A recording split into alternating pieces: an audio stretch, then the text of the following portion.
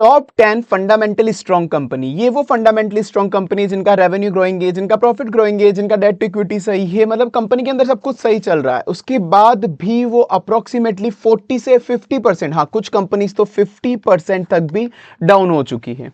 तो आइए बात करते हैं अपन उन टॉप फंडामेंटल companies की। But before starting this video, I want to clarify you, this video is just for an educational purpose, this is not a buy or sell advice। बाकी अपन video अब आगे शुरू करते हैं। उनके अंदर अब मैंने जो अपन ने जो शेयर्स देखे 10, उसके 10 शेयर्स को अपन ने सेक्टर वाइज तोड़ा है। बैंकिंग एनबीएफसी के 3 स्टॉक है, रिटेल मैन्युफैक्चरिंग ज्वेलर्स के 1 स्टॉक है, हेल्थ केयर का 1 स्टॉक है, ऑटोमोबाइल के 2, कंज्यूमर ड्यूरेबल के 1 और आईटी कंपनी के ऐसे 2 स्टॉक हैं। तो ऐसे करके अपने 10 स्टॉक अपन कवर करने वाले हैं। सबसे फर्स्ट स्टॉक की बात करते हैं एचडीएफसी, जो इंडिया का सबसे लार्जेस्ट ग्रोइंग और लार्जेस्ट बैंक है, जो जैन 26 से फेब 26 के अंदर, मतलब 1 महीने के अंदर अंदर ही अप्रोक्सीमेटली 10% तक ये टूट चुका है। कंपनी के फंडामेंटल मुझे बताने की जरूरत नहीं, कंपनी के फंडामेंटल बहुत स्ट्रॉन्ग है। कंपनी का रिटर्न ऑन इक्विटी 13% है, पी रेशियो इंडस्ट्री का 14 चलता है, इसका 18 चल रहा है, ठीक है, मतलब इतना भी ज्यादा नहीं है ना, तो अंडर वैल्यूड नहीं है, बस हाँ ठीक है, पर कंपनी सही है। रेवेन्यू और प्रॉफिट अच्छे खासे ग्रोइंग मोड पे, मतलब अभी क्वार्टर 3 का रिजल्ट भी आया था, क्वार्टर 3 के अंदर भी कंपनी ने आउटस्टैंडिंग परफॉर्मेंस दी है। कंपनी के अगर अपन Q3 के रिजल्ट की बात करें स्पेसिफिक, तो उनका डिपॉजिट, जो लोगों से डिपॉजिट एक्सेप्ट करते हैं 11.5% से इंक्रीज हुआ है, एडवांस जो लोगों को देते हैं 11.9% से इंक्रीज हुआ है, और साथ में उनका जो कासा का ratio, it's not a case, it's a Kasa का रेशियो 33%, मतलब जो current account saving account bank में खुलाते हैं वो 33% इनके एक्स्ट्रा ओपन हुए हैं। तो सब कुछ अच्छा होने के बावजूद भी इनका शेयर क्रैश क्यों हुआ है 10% तक? देखो पहले मैं बता दूं, ये अभी इंडिया का लार्जेस्ट बैंक है, तो अब शेयर क्रैश का फंडामेंटल रीजन नहीं था। अब एक्चुअली होता क्या है कि इन्होंने, अगर आप देखोगे, इन्होंने लोन लोगों को ज्यादा दिया है, एडवांस मतलब लोगों को लोन देना, इन्होंने लोगों को लोन ज्यादा दिए हैं, और डिपॉजिट थोड़ी सी कम एक्सेप्ट करी है, 0.5%, 0.9%, मतलब 0.4% का फर्क है। इन्होंने लोगों से डिपॉजिट कम एक्सेप्ट करी है। तो अब यहां पर मैनेजमेंट का पहले ऐसा कहना था, मैनेजमेंट ने कहा था कि जितनी हम लोगों से डिपॉजिट लेंगे उसका उसका 90% हम लोगों को लोन देंगे, जितनी हम लोगों से डिपॉजिट लेंगे उसका 90% ही हम लोगों को लोन देंगे, मतलब 0.9 का रेशियो हम मेंटेन रखेंगे कि हमारे पास डिपॉजिट ज्यादा है, लोन थोड़े से कम है। बट एट प्रेजेंट कंपनी इस ट्रेंड के अंदर चल रही है कि कंपनी ने लोन ज्यादा दिया हुआ है, एचडीएफसी ने लोन ज्यादा लिया हुआ है और डिपॉजिट थोड़ी सी कम है। तो वो वाला प्रेशर मैनेजमेंट पे अभी थोड़ा है, जो मैनेजमेंट बोल रही है कि 1-2 आने वाले क्वार्टर तक हम इसको इंप्रूव कर देंगे। तो एक बस ये इशू है, बाकी कंपनी के फंडामेंटल्स में कोई भी इशू नहीं है। तो अभी लोन टू डिपॉजिट रेशियो की वजह से इसके 10% शेयर गिर चुका है, बाकी कंपनी के फंडामेंटल आपको पता है। उसके बाद अपन आगे 2 कंपनी की बात करते हैं जिसकी मैंने स्पेसिफिकली भी बहुत बार वीडियो बनाई है, आरईसी लिमिटेड, पीएफसी लिमिटेड, ये दोनों एनबीएफसी सेक्टर है, मतलब एनबीएफसी कंपनीज है। इनका शेयर जुलाई 24 से अभी तक लेके फेब तक 45%, पीएफसी का 30% इतना गिर चुका है। इनका काम क्या है, ये एनबीएफसी मतलब बैंक का छोटा भाई, जिनको पता है बैंक के जैसा ही काम करती है, लोगों से डिपॉजिट लेके लोगों को लोन देती है। तो ये रूरल पावर फाइनेंस कॉर्पोरेशन है, और ये पावर फाइनेंस कॉर्पोरेशन, मतलब रूरल इलेक्ट्रिफिकेशन कॉर्पोरेशन है, और ये पावर फाइनेंस कॉर्पोरेशन है। मतलब जो सेक्टर, ये मतलब पहले बता दूं, ये गवर्नमेंट के पीएसयूज है, जिनको नहीं पता गवर्नमेंट के पीएसयूज है, जो सेक्टर पावर इंडस्ट्री में डील करते हैं, लाइक पावर जो जनरेट करते हैं विंड से, सोलर से, इन सब से पावर जनरेट करती है, कि और उनको फाइनेंस करते हैं। तो आपको पता है पावर सेक्टर भी बहुत ज्यादा ग्रोइंग सेक्टर है, स्पेसिफिकली ग्रीन एनर्जी सेक्टर। तो उसके अंदर इन कंपनीज ने, इन कंपनी के अगर आप फंडामेंटल देखोगे, कंपनी के दोनों के फंडामेंटल बहुत स्ट्रॉन्ग है। कंपनी का लाइक रेवेन्यू, प्रॉफिट सब कुछ बहुत अच्छे लेवल पे ग्रो है, रिटर्न ऑन इक्विटी 20%, और ये दोनों के दोनों अंडर वैल्यूड कंपनी है। जहां इंडस्ट्री का पी रेशियो 21 चलता है, वहां इनका पी रेशियो 1 का 5 चल रहा है, इसका 3 चल रहा है, मतलब ये इंडस्ट्री के कंपैरिजन में अंडरवैल्यूड कंपनी है। इनका डिविडेंड बहुत अच्छा है, साल का 5-6% तो डिविडेंड दे जाती है। तो जब सब कुछ अच्छा है कंपनी का, सेक्टर भी ग्रोइंग है, कंपनी भी ग्रोइंग है, तो शेयर गिरे क्यों? एक्चुअली बस ये लास्ट में इन्होंने 200 से 300% तक का भी रिटर्न दिया हुआ है लास्ट में इन्होंने, पहले कुछ सालों पहले। तो उस वक्त बाद लोगों ने प्रॉफिट बुकिंग करना शुरू कर दी थी, और जो प्रॉफिट बुकिंग करी थी उस वजह से शेयर गिरा था, टेक्निकल रीजन की वजह से। बाकी का कंपनी का फंडामेंटल और सेक्टर दोनों के दोनों बहुत अच्छे लेवल पे ग्रो है। ठीक है, अपन आगे चलते हैं, बट उसके पहले अगर आपको वीडियो अच्छी लग रही है तो लाइक कर देना, चैनल याद रख के सब्सक्राइब कर देना, बेल आइकन नोटिफिकेशन याद से प्रेस कर देना, ताकि आने वाली वीडियो आपको इंस्टेंटली मिल जाए, ताकि अगर आपको कोई एक्शन लेना हो तो आप ले सकते हो। बाकी this is not a buy sell advice. तो अपन आगे चलते हैं। उसके बाद सेकंड अपन बात करते हैं कंज्यूमर एंड ड्यूरेबल गुड्स की। उसके अंदर पहला अपना कंपनी आती है Asian paint. Asian paint company दिसंबर 25 से फेब 26 तक 20% गिर चुकी है, मतलब एक दो महीने के अंदर ही। सितंबर 24 से फेब 26 तक ये 30% गिर चुकी है। अब एशियन पेंट क्या करती है मुझे बताने की जरूरत नहीं है, पेंट जो होता है मतलब पेंट बनाती है, और इंडिया का लार्जेस्ट पेंट मैन्युफैक्चर है। एक तरह से आप बहुत बड़े लेवल पे मोनोपोली है इंडिया के अंदर इसकी। 52% मार्केट शेयर इसके पास, जो डेकोरेटिव पेंट है इंडिया का 52% मार्केट शेयर। उसके बाद भी 20 से 30% गिर गया। कंपनी के फंडामेंटल की बात करें, फंडामेंटल अच्छे है, रेवेन्यू प्रॉफिट ग्रोइंग लेवल पे, रिटर्न ऑन इक्विटी अच्छा है, डेट टू इक्विटी 0.18, मतलब डेट तो ना के बराबर है, डेट तो बिल्कुल है ही नहीं इस कंपनी के अंदर। पी रेशियो इसका थोड़ा सा ज्यादा चल रहा है, बहुत ज्यादा नहीं पर थोड़ा ज्यादा है। इंडस्ट्री का 49 है, इसका 58 है इसका पी रेशियो, ठीक है। तो सब कुछ सही होने के बाद भी कंपनी का शेयर गिरा क्यों? एक्चुअली हुआ ये कि अब पहले मैंने बोला बहुत बड़े लेवल पे चलती है कंपनी, मतलब बहुत बड़े लेवल पे एक तरह से इंडिया में मोनोपोली बनाई हुई है, पर अब आ चुका है एक बिरला ओपस ग्रासिम से, मतलब ग्रासिम ग्रुप आपको पता होगा, उसका बिरला ओपस आ चुका है। ये अब कॉम्पिटिटर बन चुका है इसका, कि भाई इसने बोला कि तूने अकेले ने बहुत मोनोपोली उठा ली है, मेरी भी बारी है। तो इसने एंट्री ले ली और ये धीरे धीरे इसका मार्केट शेयर थोड़ा थोड़ा खाता जा रहा है। तो इसको कुल मिला के एक कॉम्पिटिटर मिल गया एशियन पेंट को, बिरला ओपस का एक कॉम्पिटिटर आ गया बस कुल मिला के मार्केट में। तो कॉम्पिटिटर आने की वजह से इस पर मार्जिन प्रेशर आ रहा है, अब इसको भी अपने मार्जिन कम करने पड़ रहे हैं, एशियन पेंट को थोड़ा सस्ते में बेचना पड़ रहा है। लाइक आप Q3 के रिजल्ट भी देखोगे, Q3 के अंदर इसकी सेल्स तो ऊपर गई थी, पर इसका प्रॉफिट भी ऐसे तो बढ़ा था, प्रॉफिट भी बढ़ा था, सेल भी बढ़ी थी, पर प्रॉफिट का मार्जिन थोड़ा सा कम हुआ था, थोड़ा सा मार्जिन पे इंपैक्ट पड़ा था। रीजन क्या है? बस वही कॉम्पिटिटर आ गया तो मार्जिन पे इंपैक्ट पड़ा है इसके। तो ये इसका इशू है। और बात साथ में एक लेबर प्रोविजन इसकी, चलो मैं आगे बात कर लूंगा। लेबर प्रोविजन लगभग सारी कंपनीज को हिट हुआ था इस बार Q3 के अंदर। तो अब ये आप देख सकते हो कि आपको अगर लगता है बिरला ओपस इतना इसको खा जाएगा एशियन पेंट को, तो बाकी एशियन पेंट अभी बहुत ज्यादा स्ट्रॉन्ग है। अभी इंडिया के अंदर सबसे बड़ा जो स्ट्रॉन्ग डिस्ट्रीब्यूशन नेटवर्क है मतलब पैंट्स वगैरह के अंदर, वो इसी के पास है। तो थोड़ा मुश्किल है अभी इससे डायरेक्टली कॉम्पीट करना, तो बट फिर भी आप अपना एक बार ओपिनियन बता सकते हो मुझे कमेंट सेक्शन के अंदर। उसके बाद अपन बात करते हैं ऑटोमोटिव सेक्टर। ऑटोमोटिव सेक्टर से दो कंपनीज है। पहली अपनी Tata motor passenger vehicle TMPV, जो आपको पता होगा बहुत ज्यादा चर्चा के अंदर है। TMPV अब आप लोगों को किसी किसी को लगता है कि ये शेयर 70-80% तक गिर चुका है। नहीं, 70-80% तक नहीं गिरा। हुआ क्या था, टाटा मोटर्स का आपको पता है डीमर्जर हुआ था, जो पैसेंजर व्हीकल और कॉमर्शियल व्हीकल है दो में टूट के। पर उसके बाद भी जो पैसेंजर व्हीकल के अंदर जो शेयर डीमर्जर हुआ था, तो दोनों की प्राइस आप मान लो कि डिवाइड बाय 2 हो गई थी। अब एग्जांपल के लिए अगर 1000 रुपए की पहले प्राइस थी, तो 500 रुपए में 2 शेयर मिल गए थे। जिसके पास भी एक शेयर था टाटा मोटर का, उसको 2 शेयर मिल गए थे 500 रुपए के। तो उसमें से जो एक कंपनी है पैसेंजर व्हीकल, जो पैसेंजर्स के लिए व्हीकल बनाती है, डीमर्जर के बाद भी, डीमर्जर एडजस्ट करने के बाद भी ये 50% तक अप्रोक्स गिर चुका है। और इसका अगर आप फाइनेंशियल डाटा देखोगे तो इसका डायरेक्टली अभी फाइनेंशियल डाटा अपन न्यू नहीं देख पाएंगे, क्योंकि पहले मर्ज कंपनी थी टाटा मोटर व्हीकल्स और कॉमर्शियल व्हीकल, मतलब दोनों की दोनों मर्ज थी। बट फिर भी मैं आपको फंडामेंटल बताऊं, रिटर्न ऑन इक्विटी 10.89% अच्छा चल रहा है। पी रेशियो इसका केवल 1.68 चल रहा है, जो मार्केट के अंदर 28 है, तो बहुत अंडर वैल्यूड कंपनी है। डेट टू इक्विटी 0.61 है, मतलब डेट इसका ओके मैनेजेबल है। अब ये कंपनी का मेन जो सबसे बड़ा बिजनेस है वो है एसयूवी, सिडान और ईवी कार, इलेक्ट्रॉनिक व्हीकल आपको पता है टाटा के जो आते हैं। उसमें से भी सबसे बड़ी अच्छी कार चलती है इसकी नेक्सॉन, पंच, और एक ईवी की, आई थिंक मैं नाम लिखना मैं भी भूल गया, वो ईवी की जो कार चलती है इसकी, जो टाटा ईवी जो मेनली चलती है वो।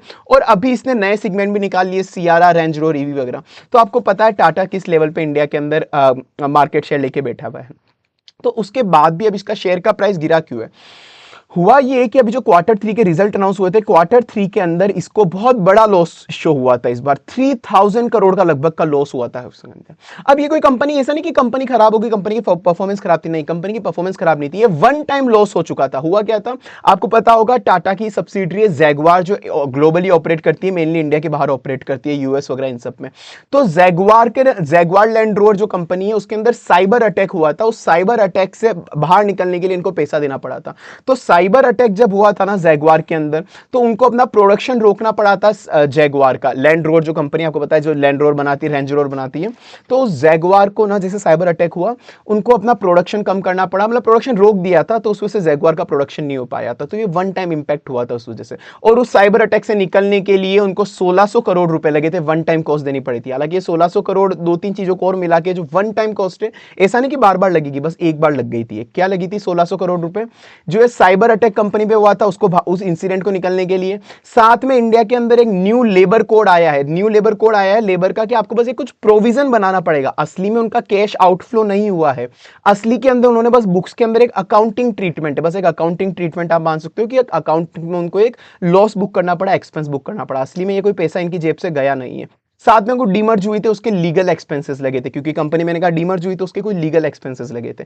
तो ये 3 कॉस्ट वन टाइम कंपनी को देनी पड़ी 1600 करोड़ समथिंग की। तो और इसका जैगवार का प्रोडक्शन भी रुक गया था, इस वजह से इस कंपनी को लॉस हुआ है। तो ये वन टाइम लॉस हुआ है, बाकी ऐसा कुछ नहीं कि कंपनी का बिजनेस बिगड़ गया। तो जैसे मैं कंपनी का फ्यूचर की बात करूं, अभी जो डोमेस्टिक ग्रोथ चल रही है इसकी, डोमेस्टिक जो टाटा का इंडिया के अंदर मार्केट है, क्वार्टर 3 के अंदर अंदर इसने 1,71,171,000 यूनिट बेच दिए इसने, जो पिछले साल से 22% ज्यादा है। अभी तक का हाईएस्ट एवर क्वार्टरली परफॉर्मेंस इसने दी है।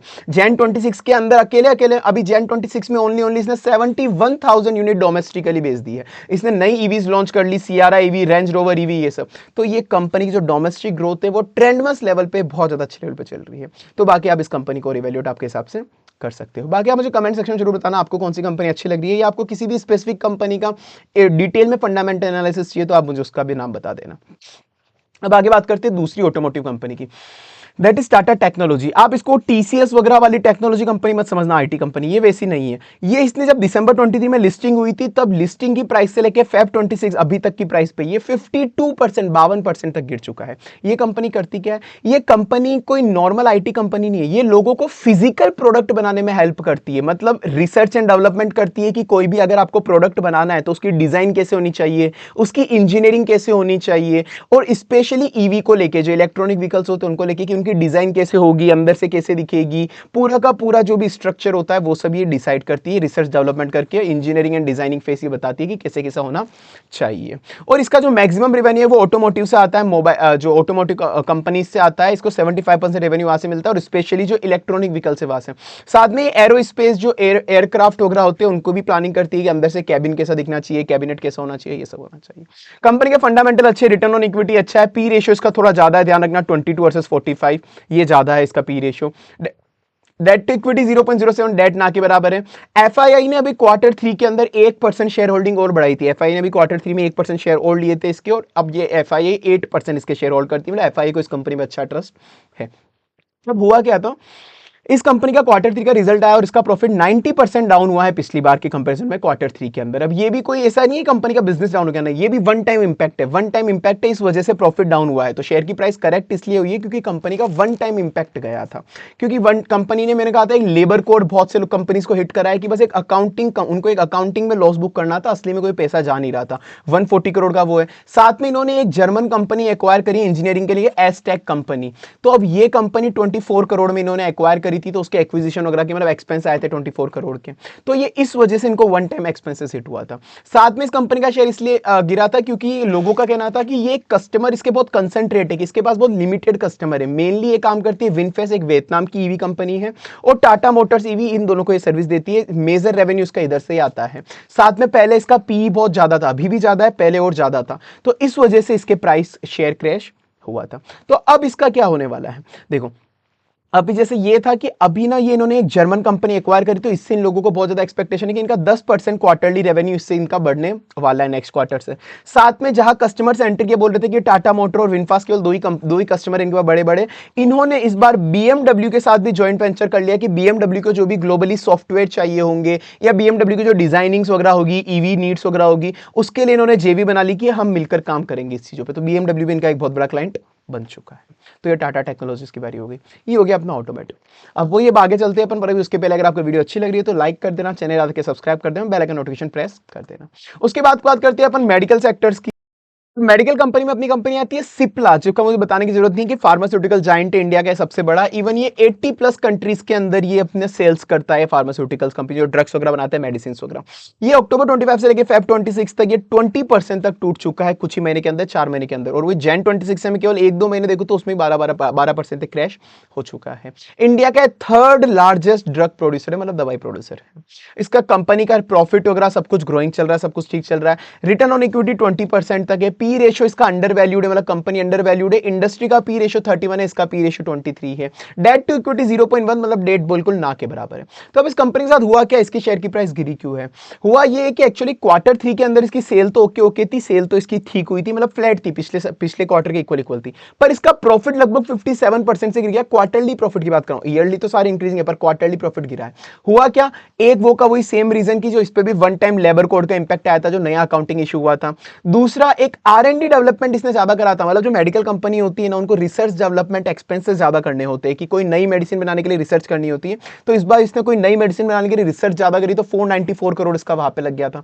साथ में अब इसका एक और इशू क्या है, ये कंपनी ना यूएस का इससे अच्छा, मतलब यूएस से अच्छा खासा रेवेन्यू आता है, यूएस में अच्छे खासे ड्रग सप्लाई करती है। तो एक ड्रग है, ये ट्यूमर के लिए एक ड्रग है लेनेरियोटाइड, अब इसको आप पढ़ लेना जो भी बोलते हैं इसको। लेनेरियोटाइड एक ड्रग है, कुल मिला के ट्यूमर के लिए बनाती है, तो ये यूएस में सप्लाई करती है। तो ये ड्रग ये खुद से नहीं बनाती, इसने पार्टनरशिप करी हुई है ग्रीस कंपनी के साथ, एक ग्रीस की कंपनी उसके साथ पार्टनरशिप करी हुई है।